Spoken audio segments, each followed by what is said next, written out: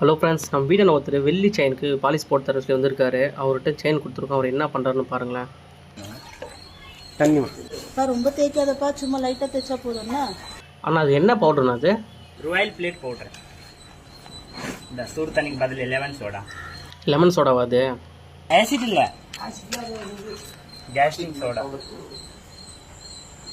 கொஞ்சம் தள்ளி நான் நெடி வரும். சரிண்ணா சரிண்ணா.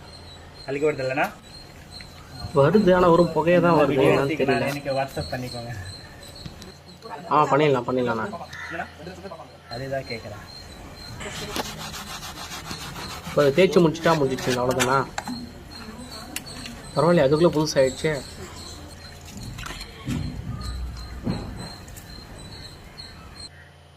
பாருங்க மக்களே, மொத்தம் தேய்ச்சி எடுத்துட்டு அதுக்கப்புறம் ஒரு பவுடர் போட்டு கொடுத்துட்றாரு. நம்ம ஒரு ½ hour யூஸ் பண்ணக்கூடாதான்.